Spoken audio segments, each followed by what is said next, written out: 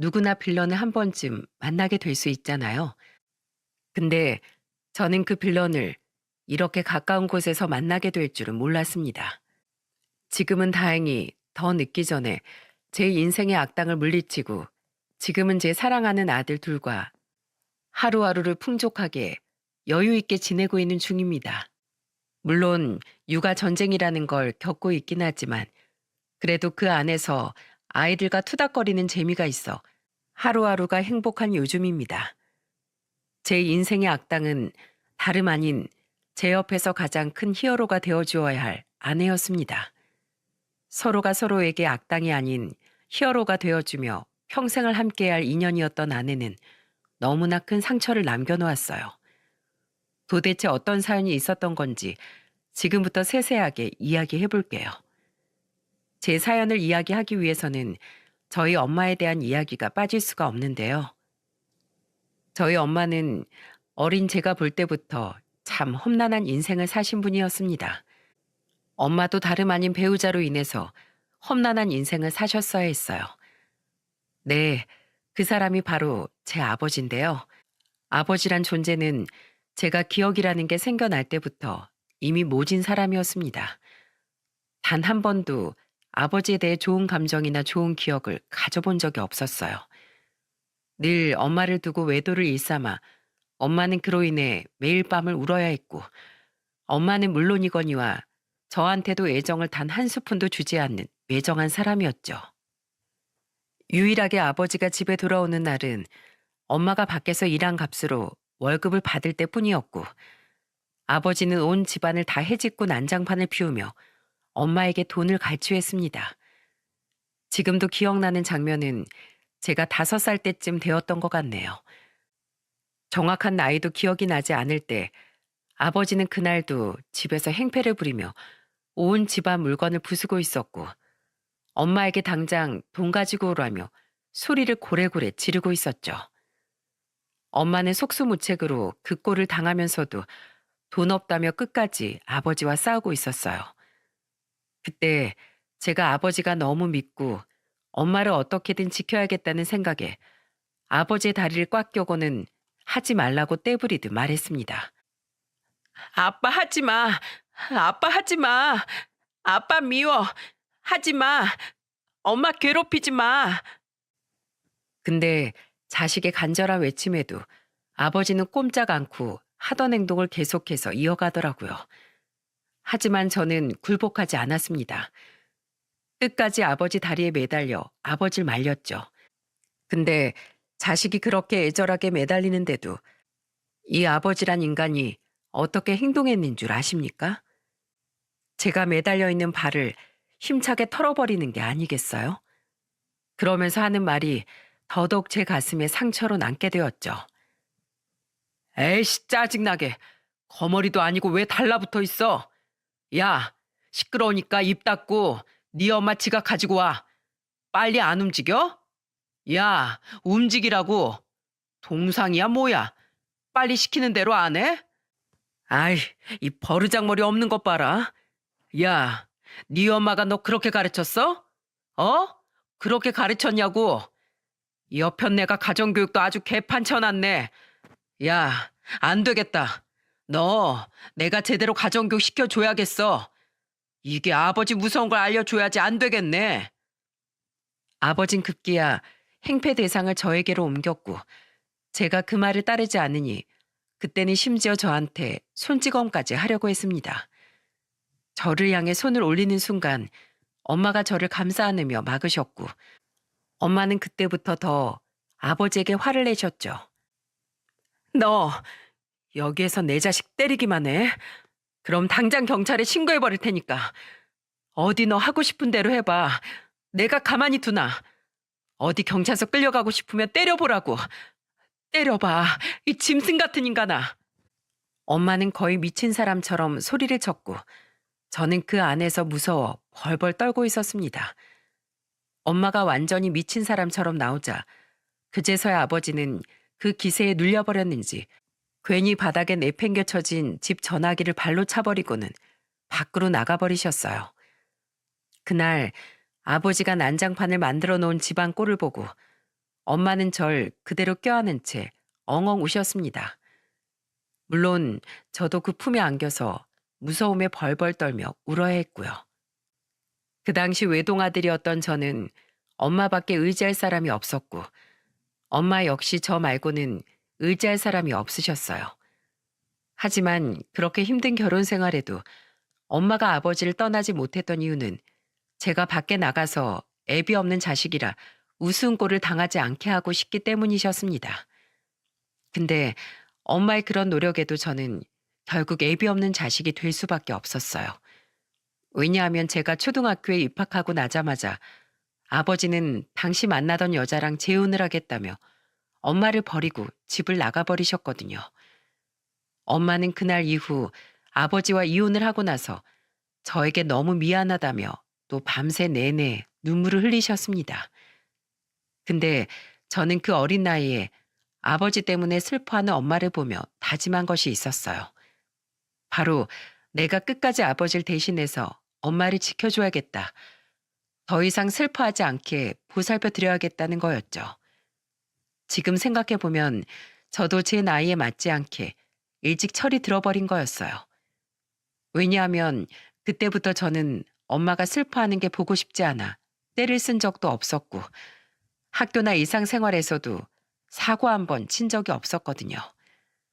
그저 공부에 매진하며 늘 엄마가 집에 오시기 전에 집안 청소, 식사까지 전부 다 제가 알아서 해결을 해놨어요. 그런 저를 보면서 다른 집 사람들은 누구 아들인지 다 잘 컸다며 칭찬 일색을 해주었지만 저희 엄마는 아니었습니다. 밤에 잠들어 있는 제 손을 꼭 잡고는 날마다 눈물을 흘리셨어요. 우리 건국이, 불쌍한 우리 건국이 못난 애미애비 때문에 철이 너무 빨리 들어서 어쩔까, 안쓰러워 어쩔까. 이 엄마한텐 얼마든지 떼써도 되는데, 얼마든지 험하게 굴어도 되는데 우리 아들 불쌍해서 어쩔까. 미안하다 건국아. 이 엄마가 미안해. 못난 애미를 용서해다오.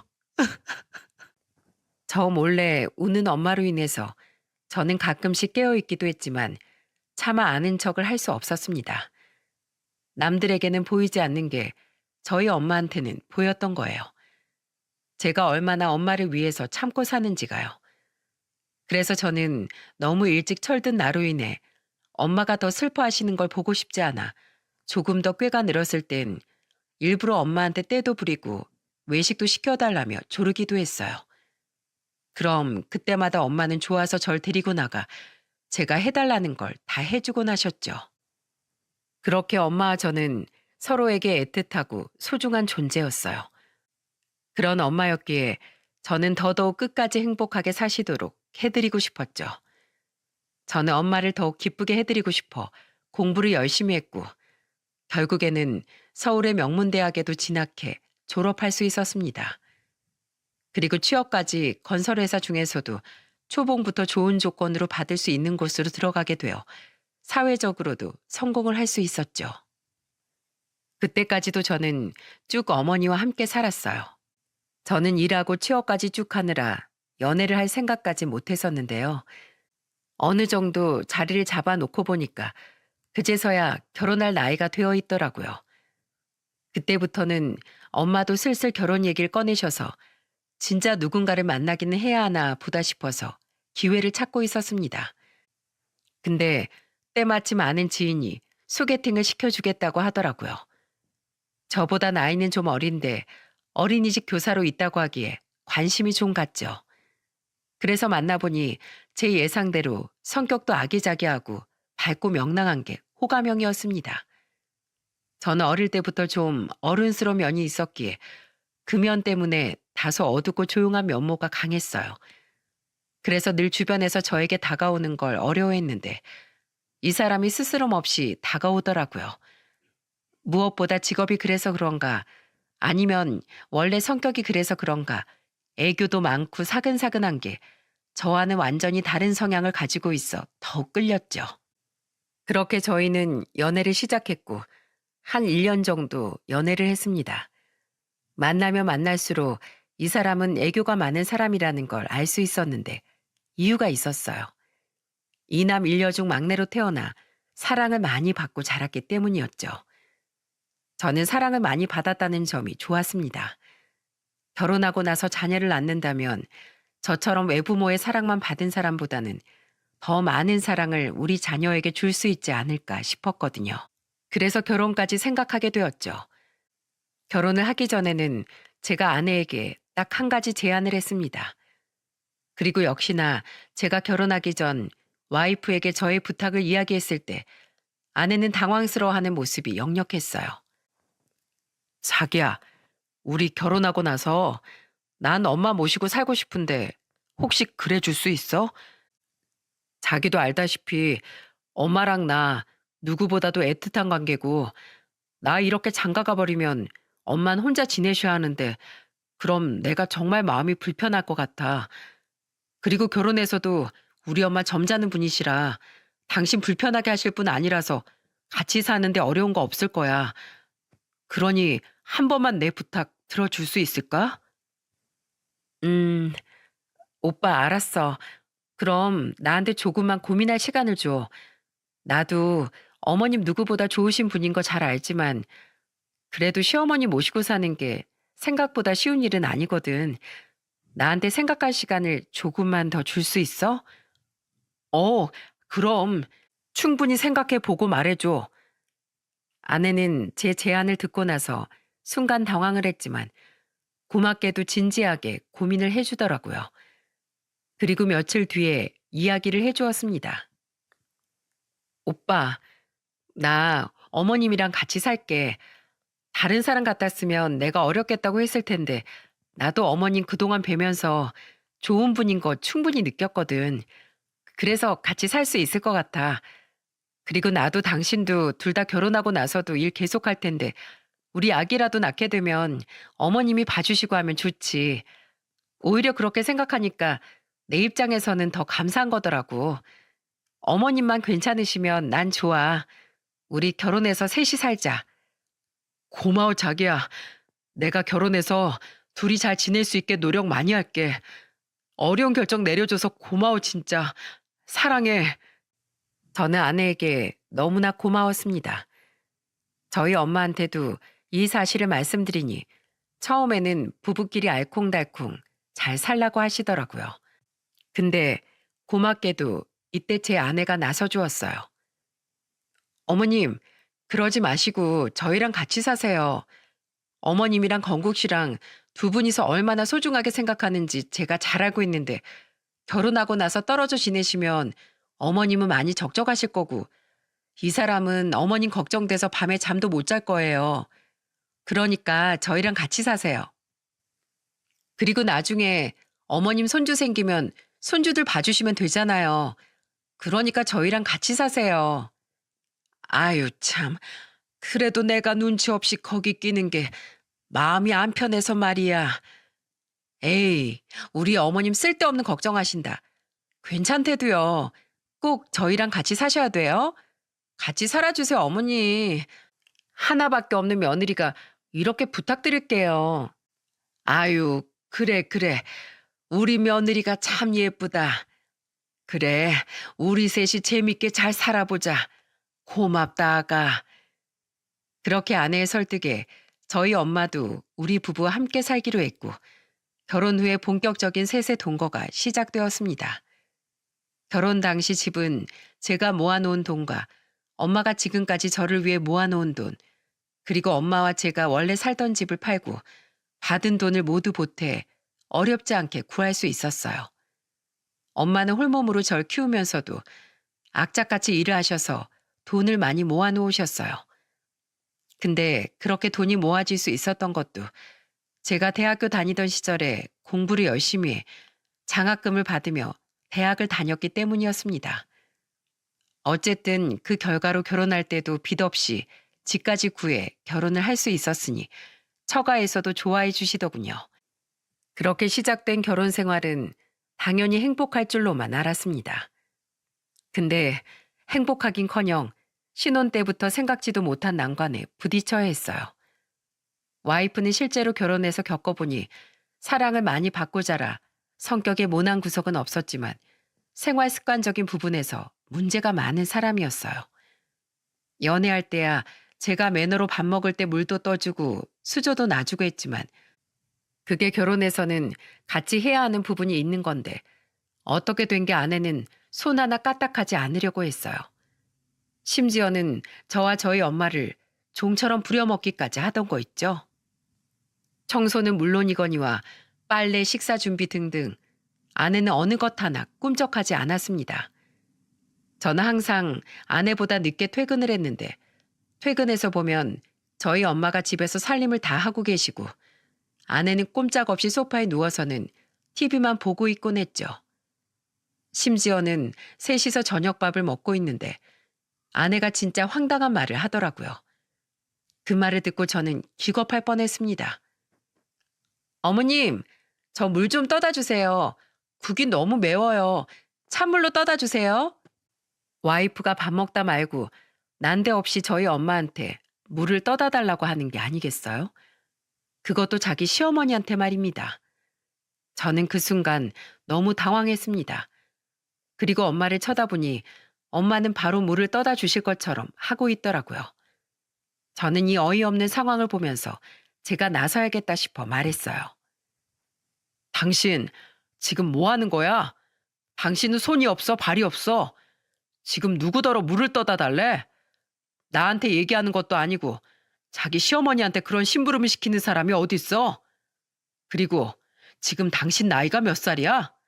시어머니 아니라도 친정 엄마한테도 그런 부탁하는 건 버릇없고 철딱선이 없는 거야. 알아들어? 내가 진짜 여태까진 좀 참았는데 당신 이 집안에서 하는 일이 뭐야? 당신 시어머니가 이 집 가정부야? 당신 집이잖아. 그럼 집 청소를 하든 빨래를 하든 식사를 차리든 하다못해 설거지라도 하든 집안일을 해야 할 거 아니야. 어떻게 사람이 손 하나를 까딱하네? 그동안은 그냥 당신 대신 내가 하면 된다고 생각했지만 당신은 안 되겠어. 끝을 모르고 가. 어떻게 사람이. 저는 그동안 속에서 열불났던 것까지 모두 다 이야기하며 아내에게 화를 냈습니다. 저의 열변에 엄마가 많이 당황하며 저를 말리려고 했지만 저는 참을 수가 없었어요. 엄마를 가정부처럼 부려먹는 것도 용납이 안 됐지만 너무 오냐오냐 큰 와이프를 데리고 이대로 평생 살 수는 없었거든요. 역시나 저의 호통에 와이프는 반성하긴커녕 억울하다는 표정을 지으며 말을 하더군요. 여보, 너무한 거 아니야? 어떻게 어머님 보시는 앞에서 나한테 이렇게 면박을 줘? 그리고 난 평생 이렇게 살아왔는데 뭘 어떻게 갑자기 바꾸라는 거야? 난 집에서 그동안 엄마 아빠가 밥이고 청소고 다 해주고 오빠들이나 부모님이나 밥 먹다가 물 떠다 달라고 하면 다 떠다 주고 했단 말이야. 내가 살아온 환경이라는 게 있는데 어떻게 그걸 고치라고 그렇게 화를 내면서 강요해? 이제 당신 환경이 바뀌었잖아. 그리고 당신 그렇게 오냐오냐 큰 거 마냥 잘한 거 아니야. 사람이 스스로 할 수 있는 건 스스로 해야지. 왜 다른 사람을 부려먹냔 말이야. 당신 한 번만 더 우리 엄마 종부리듯 부려먹기만 해봐. 그땐 이 결혼 생활이고 뭐고 아무것도 없어. 무조건 이혼이니까 그렇게 알아. 당신 앞으로 집안일 소홀히 하기만 해. 그땐 나 진짜 가만히 안 있을 거야. 당신이 해야 할 일은 당신이 해. 알아들었어? 당신 진짜 너무한 거 아니야? 아, 나 진짜 하나도 안 해본 일들이란 말이야. 그냥 자기랑 어머님이 할 줄 아니까 하면 안 되는 거야? 두 사람이 다 할 줄 아는데 왜 나까지 해야 하는 건데? 나 한 번도 안 해봤다고. 아, 하기 싫어. 뭐? 하기 싫어? 알았어, 그럼. 당장 이혼해. 난 이렇게 이기적이고 자기만 아는 사람하고는 더는 못 사니까. 저는 끝까지 고집을 피우며 철없이 굳는 아내를 받아주면 안 되겠다는 생각에 더 강하게 밀고 나갔습니다. 엄마는 저와 와이프 사이에서 안절부절했지만 워낙에 제가 완고하게 나가니 엄마도 어쩌질 못하시더라고요. 그리고 제가 농담하는 것처럼 보이지 않자 아내는 그제서야 당황하면서 한참 누나를 굴리더니 한참 뒤에 말하던 거 있죠? 알았어. 나도 해. 한다고. 빨래도 하고 설거지도 하고 청소도 하고 밥도 하고 다 한다고 하면 되잖아. 대신에 당신도 한 번만 더 나한테 이혼 소리 하기만 해. 그땐 나도 진짜 이혼해 버릴 줄 알아. 와이프는 다행히도 자기 고집을 꺾고는 그때부터 제 말을 잘 따라주었습니다. 진짜로 처음 해보는 티가 나는 게 와이프는 빨래를 잘못해 몇 번이나 제 셔츠를 망쳐놓고 자기 옷도 몇 개나 버렸어요. 심지어 음식을 하다가 도저히 못 먹겠는 음식까지도 만들어냈죠. 하지만 저는 서툴더라도 그렇게 노력하는 아내가 훨씬 예뻐 보였습니다. 그리고 아내도 하다 보니 재미가 있는지 또 스스로 열심히 하더라고요. 물론 아내만 집안일을 시킨 건 아니었습니다. 저도 저희 엄마도 각자 할 수 있는 일들, 각자 해야 하는 일들을 다 열심히 했습니다. 그래서 셋이서 잘 분배해서 집안 살림을 잘 꾸려 나가고 있었죠. 그렇게 다시 평화가 찾아와 어느 정도 셋이서 지내는 생활에 잘 적응했고 아내와 저에게는 2명의 아들이 태어났습니다. 이때부터는 정말 바빠지기 시작했어요. 저는 해외로 나가는 출장이 많아 아이들과 함께하는 시간이 적었는데 다행히 저희 엄마가 아내와 같이 연년생인 아이 둘을 같이 봐주신 덕분에 와이프는 힘들지 않게 육아를 할 수 있었죠. 그렇게 또 아이들을 낳고 잘 키우고 있던 와중에 와이프가 어린이집 교사로 경력을 어느 정도 갖추고 나니 아예 원을 차리고 싶어 하더라고요. 좋은 기회로 기존에 있던 어린이집을 인수할 수 있게 되었고 이건 처가의 와이프 오빠들이 도와주어서 바로 인수를 하게 되었습니다. 그렇게 와이프는 어린이집 원장이 되면서 더 바쁘게 지냈어요. 그리고 그 시즌에 저도 출장이 더 많아지면서 해외로 나가는 일이 많아졌죠. 그 덕에 자연스럽게 애들도 그렇고 집안 살림을 엄마가 보게 되는 경우가 많이 있었습니다. 그나마 애들은 와이프 어린이집으로 같이 가서 와이프가 퇴근할 때 돌아오긴 했지만 그래도 엄마가 좀 힘들어 보이시더라고요. 어느 날은 제가 또 장기 출장을 갔다 왔는데 근 한 달 만에 보는 엄마의 안색이 너무 좋지 않았습니다. 그래서 엄마에게 물었죠. 엄마, 요즘 왜 이렇게 힘들어 보이세요? 기운도 없어 보이고 혹시 이제 몸이 좀 많이 힘들어서 그러세요? 애들 보는 것도 그렇고 집안일 하는 것도 그렇고 아무래도 너무 힘들죠? 죄송해요. 우리 부부 때문에 엄마만 더 고생시키네. 아니야, 엄마 괜찮어. 그냥 이제 나이가 들어서 그렇지 뭐. 엄마는 괜찮으니까 넌 네 일에만 신경 써. 엄마는 그렇게 괜찮다고 말씀을 하셨습니다. 저는 엄마 연세를 생각해 보니 이제 체력이 많이 떨어질 때가 되었다 싶어 보약을 지어서 먹여드렸어요. 그리고 엄마 일을 좀 줄여드리기 위해 파트타임 가정부를 고용해 드리기도 했고요. 물론 이건 다 저 혼자서 결정한 문제가 아니었습니다. 사전에 다 와이프와 상의를 한 거였어요.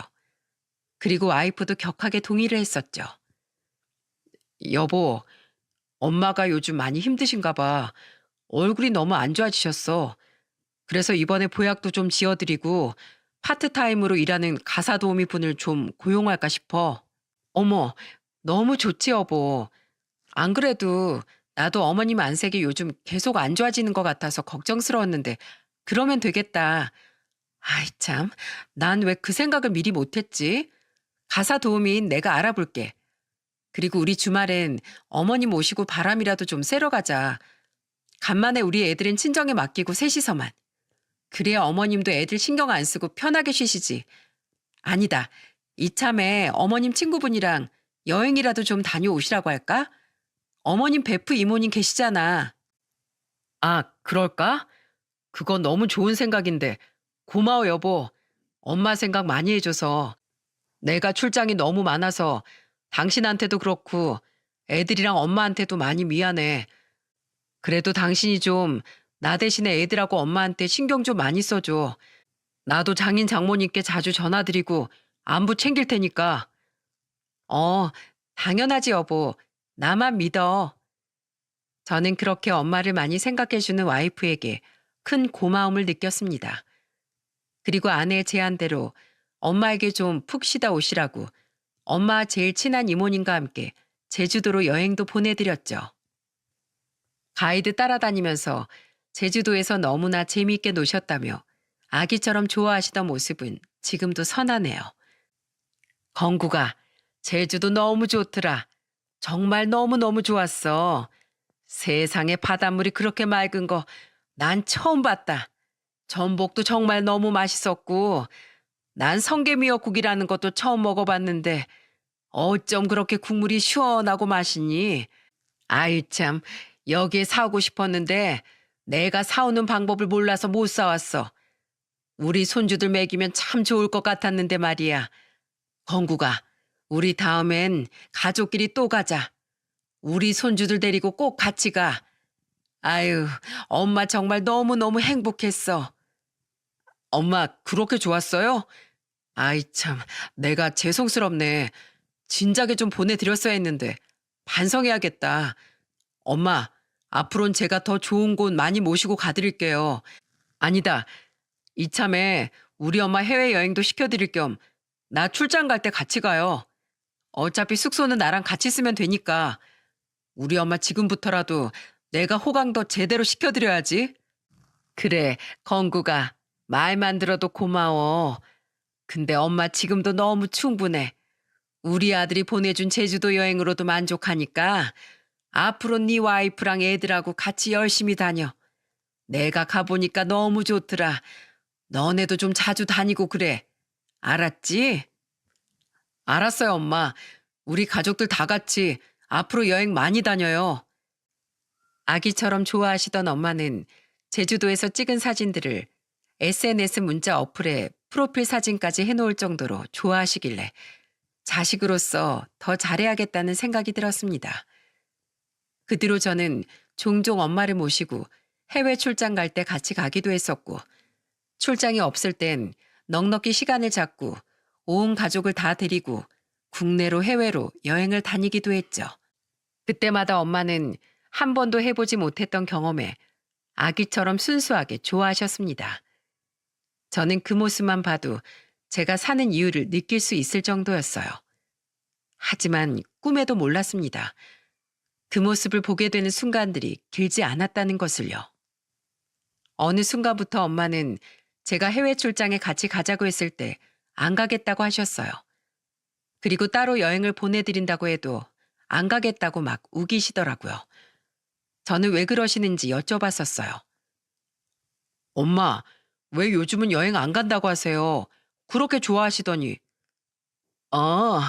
어, 이제는 체력이 또 여행 갈 체력이 안 되나 봐.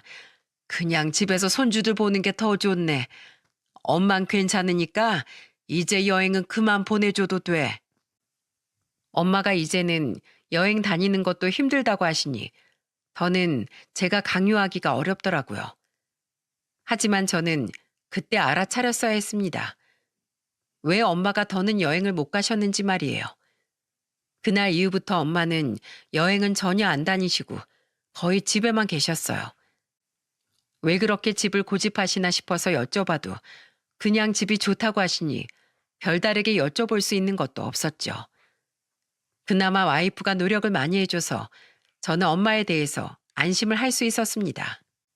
왜냐하면 와이프가 항상 엄마를 위해서 선물도 많이 사오고 제가 출장 갔다 오는 날이면 저도 그렇고 엄마도 보양해 줘야 한다며 음식도 신경 써서 잘 차려주었거든요. 그러니 저는 당연히 평상시에도 와이프와 엄마가 잘 지내는 줄로만 알았죠. 하지만 그 모든 건 저의 착각이었습니다.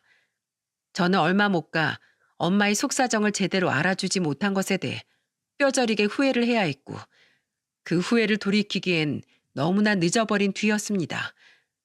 저는 여느 때처럼 출장을 갔고 이번에도 한 달 이상 걸리는 장기 출장이었기에 틈틈이 가족들과는 영상 통화만 하면서 소식을 들을 뿐이었어요. 그러다 출장이 며칠 남지 않을 때 너무나 비통한 소식을 듣게 되었고 저는 출장을 다 마치지 못한 채로 바로 귀국을 해야만 했습니다. 그 소식은 바로 엄마가 갑자기 돌아가셨다는 비보였고 저는 거의 정신을 차리지 못한 채로 허겁지겁 한국으로 귀국을 해야 했어요. 너무나 충격적이게도 엄마는 갑작스런 뇌출혈로 돌아가신 거였고 손을 쓸 겨를도 없이 엄마는 그대로 숨을 거둘 수밖에 없었습니다. 엄마의 마지막 임종을 지키지 못했다는 죄책감에 저는 장례식장에서 하염없이 눈물만 흘릴 수밖에 없었어요. 근데 저보다도 더 비통한 눈물을 흘리며 슬퍼한 사람이 있었습니다. 바로 제 와이프였어요. 와이프는 고래고래 소리까지 질러가면서 통곡하며 슬퍼했어요. 어머님, 이렇게 가시는 게 어딨어요.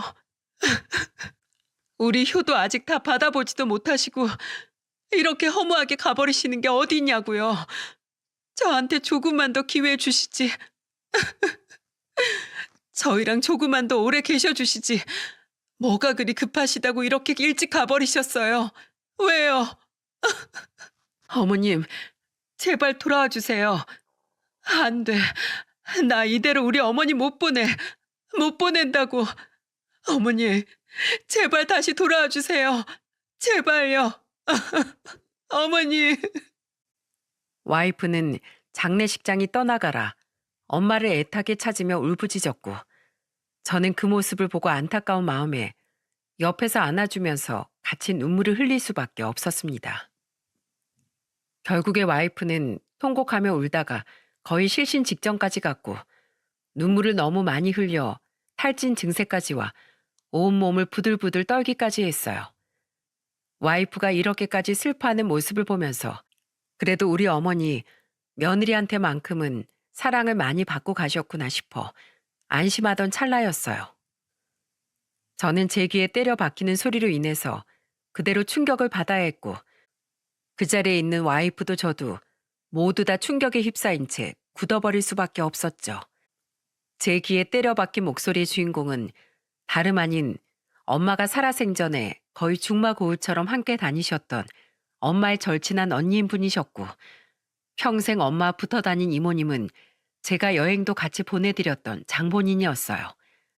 그분이 바로 우리를 충격에 빠뜨린 말을 했고 그 말을 듣자마자 와이프와 저는 다른 의미의 충격으로 온몸이 굳을 수밖에 없었던 거였어요. 야, 생쇼하지 마 이 나쁜 것아. 아주 지랄하고 있네. 네가 범인이잖아. 너 때문에 우리 명자 죽은 거잖아. 너 때문에. 그 아주머니는 제 와이프에게 삿대질을 하면서 화를 냈고 아내 때문에 엄마가 잘못되었다는 소리를 듣자마자 우리는 큰 충격을 받을 수밖에 없었던 거였어요.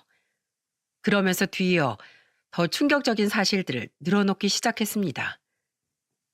야, 내가 네 존재를 모를 것 같아? 네가 명자한테 어떻게 했는지? 내가 모를 것 같냐고? 손바닥으로 하늘을 가려봐. 어디 그게 다 가려지는지. 너, 네 시어머니한테 어떻게 했어? 어떻게 했냐고? 너, 너희 시어머니 아프다고 했을 때마다 병원을 한번 데리고 가봤냐? 아니면 약을 한 재 지어줘 봤냐? 그거 다 아들이 했지, 다. 그것도 아들 없을 때 네가 눈치를 얼마나 줬어? 거기다가 네 자식 새끼들 아파도 네가 네 손으로 직접 병원에 데리고 간 적 있어? 맨날 명자한테 다 시켜 먹었지. 저번 날엔 명자도 애들도 죄다 감기 걸려서 열이 38도 39도까지 올라가는데 넌 혼자 훌쩍 여행 가버리고 명자한테 애들 다 맡겨놓고 병원까지 데리고 갔다 오라고 했었지. 지 시어머니 어려운 줄 모르고 고래고래 소리 지르고 종처럼 부려먹긴 하고 말이야.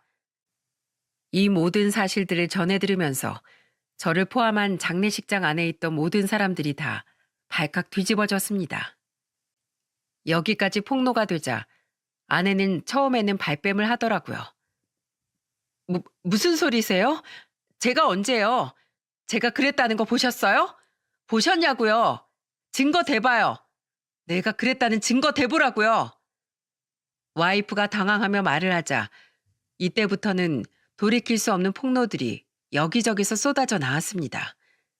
엄마는 주변을 워낙에 잘 챙기는 분이셔서 동네에서 같이 친하게 지내는 어르신들이 많이 있었는데 그분들도 그때 장례식장에 계셨던 터라 그분들에 의해서 폭로들이 쏟아져 나오기 시작했습니다.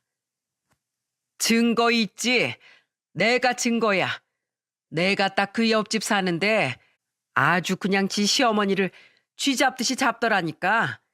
내가 명자 언니한테 하도 걱정이 돼서 무슨 일이냐고 물었더니 명자 언니는 아무것도 아니라고 했는데 며느리가 아주 못되게 지 시어머니 잡아먹었던 거였네. 어찌나 고래고래 소리를 지르던지 난 명자 언니가 무슨 큰 잘못이라도 저지른지 알았다니까. 맞아. 아주 매일같이 동네 떠나가라 소리 지르고 행패 부리고 밤에는 소리가 커서 잠도 못 잘 지경이었어. 근데 그걸 발뺌을 해? 아주 쇼를 한다 쇼를 해. 이거사. 젊은 게 벌써부터 그렇게 못돼 처먹고 뭐가 될래? 네 자식이 아주 좋은 거 보고 배우겠다. 하늘이 노예 이 여자야. 당장 사죄해. 여기저기서 동네 주민들의 폭로가 이어지니 그제서야 아내는 본색을 드러내기 시작했습니다. 거의 막다른 골목에 다다른 아내는 마구 소리를 질러댔죠. 당신들이 봤어? 봤냐고. 내가 언제 그랬는데? 니들 지금 다 짜고 치고 나 이상한 사람으로 만드는 거잖아. 여보, 속지 마. 이거 다 모함이야. 모함이라고. 건구가 속지 마라. 쟤 지금 다 쇼하는 거야. 명자가 얼마나 힘들어했는지 알아? 나한테 와서 매일같이 울었어. 매일같이. 내가 너한테 말하라고 하니까 엉엉 울면서 그럴 수 없다고 하더라. 자기 때문에 행복하게 잘 사는 이 가정 깰 수 없다면서.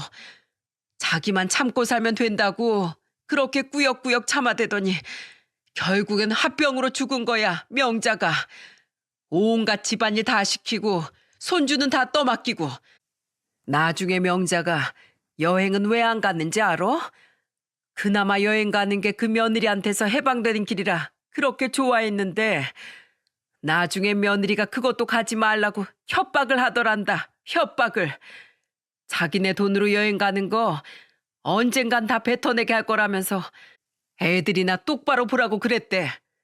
그래서 명자가 여행도 안 가겠다고 했던 거야. 그리고 명자한테 선물 줬던 거? 그것도 자네 있을 때만 주고 나중엔 도로 뺏어가서는 죄다 팔아버리군. 자기 물건 샀던 여자야, 저 여자가. 너 절대로 속으면 안 돼. 저는 어마무시한 이야기를 들으며 정말 믿을 수가 없었습니다. 저는 이 모든 경악스러운 사실을 듣고 와이프에게 물었어요. 당신 진짜로 그랬어? 엄마한테 진짜로 그래왔던 거야? 어? 사실대로 말해. 다 말하라고! 제가 화를 내면서 말을 하니 그제서야 와이프도 모든 걸 다 밝히더라고요. 그래, 그랬다. 그럼 집구석에 가만히 앉아서 우리가 벌어오는 돈으로 놀고 먹는 노인네한테 내가 뭘 얼마나 더 잘해주니? 그렇게 안 입고 오면 네가 집에 있었어야지. 일한답시고 해외 나가서 붙어 있었으면서. 당신도 잘한 거 없잖아. 남편도 없이 칙칙한 노인네만 집구석에 있는데 내가 무슨 재미로 살았겠어? 이거 어떻게 보면 그냥 다 너 때문에 일어난 거야. 알아? 너만 집구석에 붙어 있었어도 이 사달은 안 났다고. 적반하장으로 오히려 제 탓으로 돌리는 와이프를 보면서 이 여자는 가만두면 안 되겠다는 생각이 들었습니다. 그래서 일단은 장례를 다 치르고 나서 해결해야겠다 싶어서 우선은 와이프를 장례식장에서 내쫓아 버렸어요. 야, 너는 더 말할 가치도 없어. 그냥 꺼져. 넌 여기 있을 자격이 없는 인간이야. 당장 나가. 네가 가라면 내가 못 갈 줄 알고? 나갈 거야. 더러워서 내가 나간다. 와이프는 끝까지 적반하장의 자세를 보이며 장례식장을 떠나갔습니다. 와이프가 장례식장에서 나가고 나서 저는 그제서야 엄마한테 더 깊은 죄책감이 느껴졌어요. 저는 엄마의 영정사진 앞에서 무릎을 꿇고 엉엉 울며 다짐했습니다. 그래서 그때라도 모든 걸 바로잡고 이 여자의 만행에 대해서 죗값을 치르게 해줘야겠다는 생각을 했어요. 그리고 그게 엄마를 위한 길이라고 생각했죠. 그렇게 장례를 마친 뒤에 저는 바로 이 여자를 노인학대죄로 고소해버렸습니다. 감사하게도 동네 주민들과 엄마 절친했던 이모님이 증인으로 나서서 증언을 다 해주셨기에 그걸 토대로 신고를 할 수 있었어요. 하지만 안타깝게도 이미 엄마가 돌아가신 상태였기에 당사자가 없는 상황인지라 사건은 그냥 종결되고 말았습니다. 비통한 현실을 안고 저는 이혼을 바로 진행했어요. 한시도 이 여자랑 살고 싶지 않았죠. 근데 아이들 때문에 이혼이 쉽지가 않더라고요. 저희는 그때부터 각자 살면서 소송 중에 있었고 이혼 소송은 계속해서 길어지고 있었습니다. 아이들 때문에 조정 기간까지 생기면서 이혼이 길어지고 있을 때쯤 아내에게서 뜬금없이 전화가 왔습니다. 여보, 나 여기 경찰서인데 여기 좀 잠깐 와주면 안 돼? 나 너무 무서워. 제발 와주라. 어? 웃기고 자빠졌네. 내가 거길 왜 가야 되는데? 한 번만 도와줘. 나 그래도 애들 엄마잖아. 나 정말 혼자 너무 무서워서 그래. 뜬금없이 아내는 저에게 경찰서로 와달라고 했고 저는 안 가려고 했지만 아내가 또 무슨 사고를 친 걸까 싶어서 궁금한 마음에 가봤습니다. 정말로 단순히 도와주기 위해서 간 게 아니라 이 사건이라도 알게 되면 내 이혼이 하루라도 빨라질 수 있는 기회가 되지 않을까 싶어 간 거였어요. 근데 가보니 정말 가관이었습니다. 그곳에 가서 상황을 들어보니 와이프와 와이프 어린이집에 있던 선생이 애들도 있는 앞에서 서로 머리 끄댕이를 잡고는 대판 싸운 상황이었죠. 그 여자 선생은 그 자리에서 와이프의 실체에 대해서 모두 폭로를 했는데 그 수준도 가히 충격적인 수준이었어요. 여기 원장 완전 괴물이에요, 괴물. 사람이 아니라고. 세상에, 내가 진짜 무서워서 말을 못해. 이 여자가 애들한테 무슨 짓을 했는지 알아요? 급식 있죠? 급식을 유통기한 지난 거 쓰레기만도 못하게 만들어서 내놓으라고 조리사한테 시키고 그걸로 애들 밥 먹이는데 애들이 투정 부리면 CCTV 안 보이는 데로 들어가서 해코지하고 그랬어요. 애들 잠 안 잔다고 하면 은근슬쩍 손찌검하고. 이 여자가 그런 여자라고요. 내가 그러지 말라고 말리는데 이 여자가 날 먼저 치길래 나도 같이 친 것뿐이라고요. 야, 내가 언제 그랬어? 언제 그랬냐고. 증거 대, 증거를 대라고. 증거 못 찾을 것 같니? 지금 당장이라도 가서 조리실 뒤지면 유통기한 지난 쓰레기 음식들 다 나오는데. 그리고 다른 선생님들한테 물어봐도 당신 만행 그대로 다 드러나게 되어 있어. 왜 이래? 어린이집 선생이 하는 소리를 들으면서 그곳에 있던 모두가 경악을 했습니다. 진짜 이 여자는 양파 같은 여자였어요. 까도 까도 범죄가 계속 드러나는 여자였죠. 결국에는 쌍방 폭행 사건으로 경찰서로 갔던 둘은 그 어린이집 선생의 폭로로 인해 정식 사건으로 접수가 되었고 아내 어린이집은 그대로 경찰 조사가 시작됐습니다. 그리고 그 모든 사실들은 학부모들 귀에 빠르게 들어가 너도 나도 CCTV 열람을 요구했고 어린이집 안팎으로 난리가 나버리게 되었어요. 실제로 와이프는 어린이집 CCTV 사각지대에서만 아이들에게 손찌검을 했다고 했지만 CCTV에도 잡힌 경우도 몇 개가 있어 결국 모든 만행이 다 사실로 드러나고 말았죠.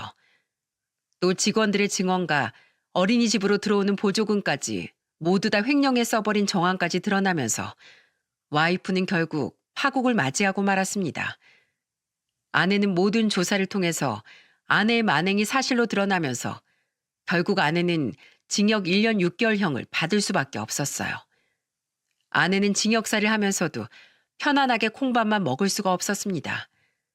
왜냐하면 그 어린이집의 학부모들이 모든 정황을 다 알고 나서는 정신적인 피해 보상에 대한 고소를 하면서 또 다른 소송에 시달려야 했거든요.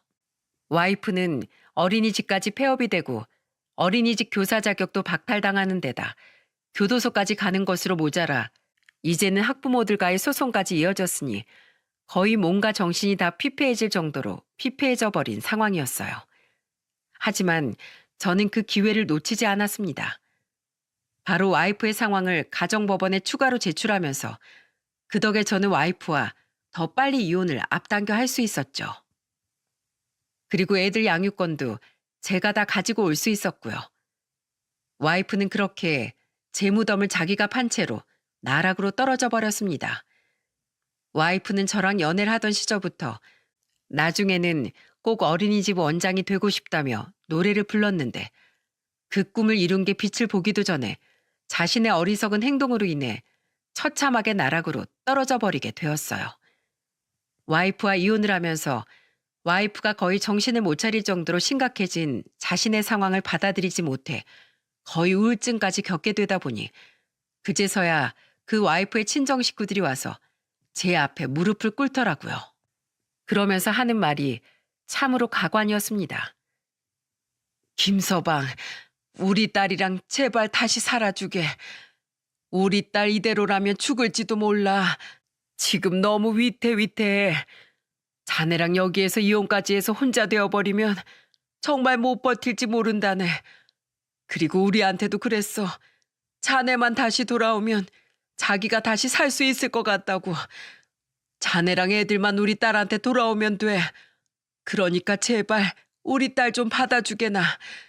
내 그 사돈 얘긴 들었네. 그거 참 미안하게 생각해. 내가 잘못 키웠어. 근데 어쩌겠는가. 이미 그건 벌어진 일인걸. 사돈도 참 그걸 진작에 말하고 풀었더라면 그렇게 허망하게 가진 않았을 텐데. 김서방, 너무나 안타깝지만 그래도 산 사람은 어떻게든 살아야 하지 않겠는가. 그리고 살릴 수 있으면 어떻게든 살려야지. 그러니까 내 딸 용서하고 이제라도 다 잊고 새 시작하면 안 되겠는가? 내가 이렇게 부탁하네. 어? 그래, 김서방.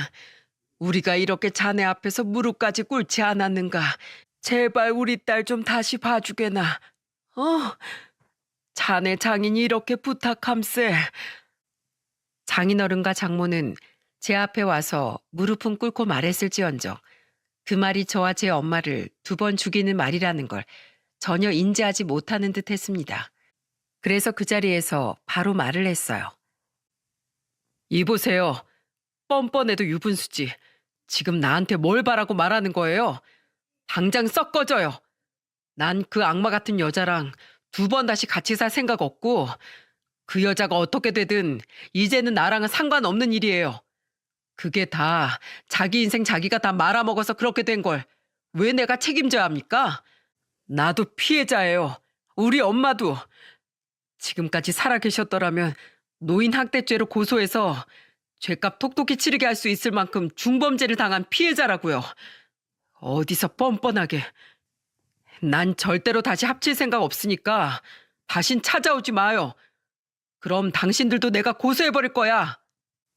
저는 그렇게 매몰차게 그들을 보내버렸습니다. 끝까지 이기적인 인간들이었죠. 결국 와이프는 현재 교도소에 수감된 채로 지내면서 우울하게 하루하루를 보내고 있는 듯 했습니다. 저는 그 여자의 끝을 보면서 하늘이 그래도 우리를 저버리지 않는구나 싶어서 마음의 위안을 얻을 수 있었어요. 그리고 이혼이 다 마무리되고 나서 저는 애들을 데리고 엄마가 계시는 납골당을 찾아갔습니다. 가서 한참을 머물며 엄마한테 말했어요. 엄마, 나 드디어 그 여자랑 헤어졌어요. 진작에 내가 엄마 상황에 대해서 알고 엄마를 지켰어야 했는데 다시 한번 사죄합니다. 죄송해요, 엄마. 그래도 저 우리 애들은 지켰으니까 앞으로 우리 애들 내가 잘 지킬게요. 하늘에서 엄마는 우리 지켜봐 주세요. 사랑합니다. 이제는 그곳에서 편히 쉬세요. 그렇게 엄마에게 마지막 인사를 하고 저는 애들을 잘 키우기 위해서 저희 회사의 이야기를 하고는 한국에서만 일을 할 수 있도록 했어요. 그래서 지금은 한국에서 일을 다니며 아이들을 잘 키우고 있는 중이랍니다. 여러분, 제가 이 사연을 쓰게 된 이유는 여러분은 부디 정말 소중한 사람이라면 옆에서 더 관심 가지고 더 아껴주면서 지내시길 바랄게요. 그리고 끝까지 지켜내는 우리 구독자님들이 되셨으면 좋겠습니다. 앞으로 저도 우리 애들만큼은 끝까지 잘 지켜내 보려고 합니다. 멀리서 응원해 주세요. 사연 들어주셔서 감사합니다.